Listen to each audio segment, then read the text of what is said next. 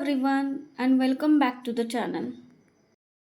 आज मी खूप दिवसांनी व्लॉग अपलोड करते बट इथून पुढे मी यानंतर रेग्युलरली व्लॉग पोस्ट करण्याचा प्रयत्न करेन. लास्ट 2 मंथ ज्यावेळेस मी 2 मंथ्स गावाकडे गेले होते त्यावेळेस मी हे सगळे माझे जे झाडं आहेत, जे प्लांट आहेत ते मी बाहेर माझ्या घराच्या बाहेर जी लॉबी आहे तिथे ठेवून गेले होते. आणि ज्या क्लिनिंग करणाऱ्या मावशी असतात त्यांना मी या झाडांना पाणी द्यायला सांगितलं होतं.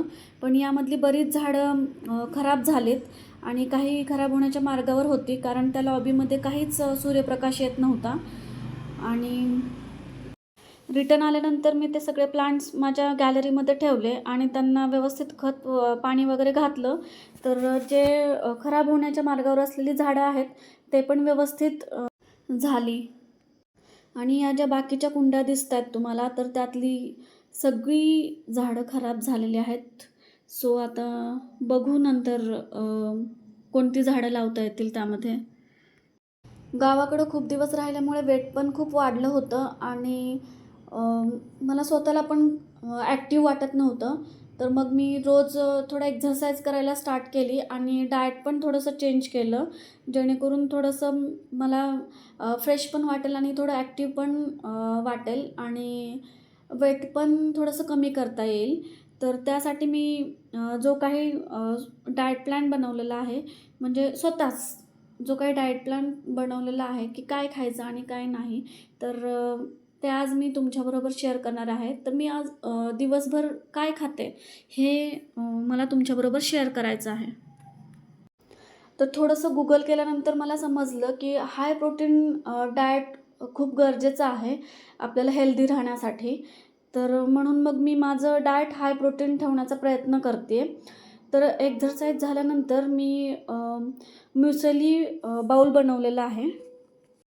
तर त्यासाठी लागणारे जे ड्रायफ्रूट्स आहेत ते मी रात्रीच भिजत घातले होते. तर इथे एका बाउलमध्ये मी 3 चमचे म्युसली घेतलेली आहे. त्यामध्ये जे रात्री मी ड्रायफ्रूट्स भिजवलेले आहेत ते घेतलेले आहेत. स्वीटनेससाठी मी त्यामध्ये एक बनाना ॲड केलेला आहे. तर माझ्याकडचा हा बनाना छोटा होता, तर त्यासाठी मी एक बनाना ॲड केला. जर मोठा असेल तर तो हाफच ॲड केला तर इनफ होईल. आणि थोडंसं दूध, ज्यामध्ये फक्त म्युसली भिजेल एवढंच दूध आपल्याला ॲड करायचं आहे. तर खूप कमी वेळात तयार होणारी आणि मेन म्हणजे एक्झरसाईज झाल्यानंतर खूप कष्ट न करता पटकन होणारी ही रेसिपी आहे आणि त्याचबरोबर टेस्टी पण आहे. तर तुम्ही ही ट्राय करू शकता.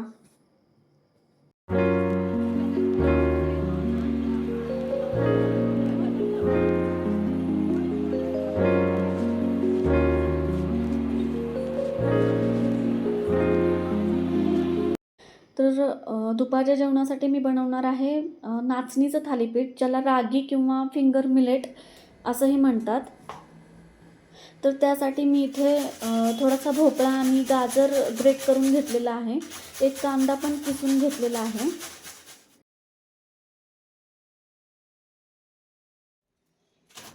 आता या ग्रेट केलेल्या भाज्यांमध्ये मी 4-5 चमचे रागीचं पीठ घेतलेलं आहे.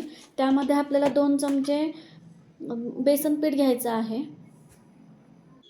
माझ्याकडे थोडीशी मटकी होती मूड आलेली, तर ती मटकी पण मी बॉईल करून घेतलेली आहे. उकडून घ्यायची आहे मटकी आपल्याला. आणि त्यामध्ये थोडीशी चिरलेली कोथिंबीर, जिरं, तीळ, थोडे बेसिक मसाले ॲड करायचे आहेत. आणि चवीपुरतं मीठ घालून हे थालीपीठचं पीठ मळून घ्यायचं आहे.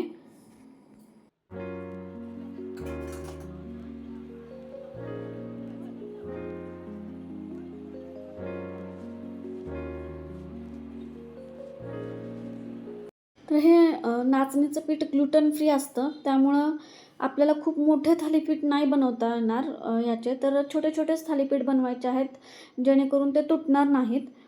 आणि मग जसं आपण नॉर्मल थालीपीठ बनवतो तसंच एका सुती कापडावर हे थालीपीठ बनवून छान भाजून घ्यायचे आहेत. तर हे थालीपीठसुद्धा खूप फास्ट बनतात आणि खूप टेस्टीही लागतात. तर ते तुम्ही दह्याबरोबर किंवा कोणत्याही चटणीबरोबर सर्व करू शकता. लहान मुलांपासून ते मोठ्या माणसांपर्यंत सगळ्यांसाठीच ही खूपच हेल्दी रेसिपी आहे. नक्की ट्राय करून बघा. You will love it.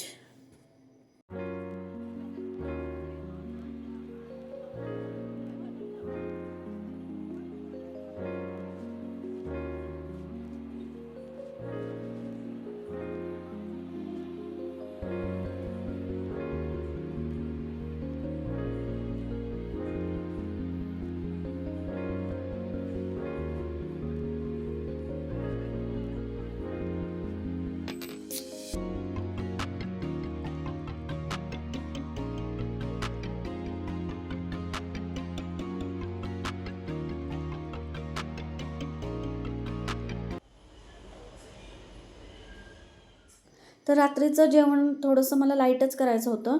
तर त्यासाठी मी सकाळीच हे हरभरे भिजत घातले होते. सो त्याचे आपण आता डोसे बनवणार आहोत. तर त्यासाठी आपल्याला हरभऱ्यांमध्ये एक छोटी वाटी रवा घालायचा आहे. त्याच वाटीने आपल्याला थोडंसं दही घालायचं आहे आणि त्याची एक छान थिन पेस्ट तयार करायची आहे.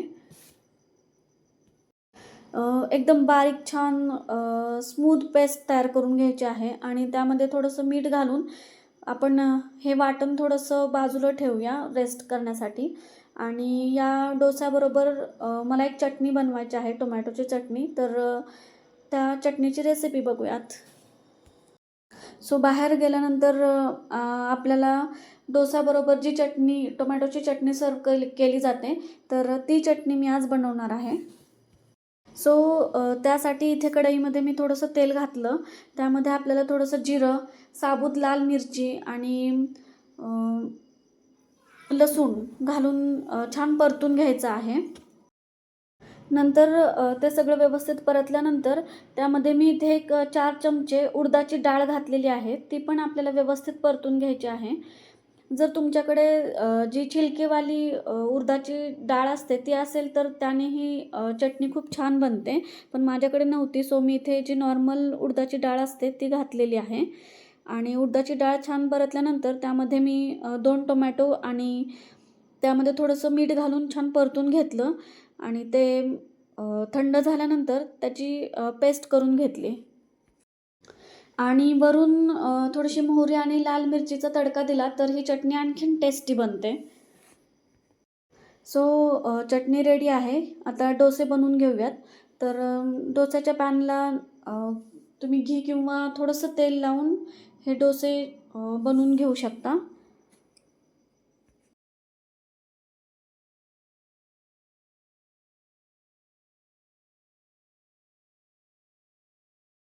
तर हे काला चना किंवा हरभरे ज्याला आपण म्हणतो, ते पण प्रोटीनचा खूप छान सोर्स आहे. तर ते पण आपण डेली आपल्या जेवणामध्ये ॲड करू शकतो. त्याच्या वेगवेगळ्या रेसिपीज आपण तयार करू शकतो. जसं की सलाड किंवा चाट पण आपण बनवू शकतो. सो हिअर इज माय काला चना डोसा इज रेडी. तर माझ्या हातच्या तिन्ही रेसिपी तुम्हाला कशा वाटल्या किंवा त्यामध्ये काही सजेशन्स असतील तर तुम्ही त्या मला नक्की सांगा. आणि जर व्हिडिओ आवडला असेल तर लाईक, शेअर आणि सबस्क्राईब करायला विसरू नका. धन्यवाद.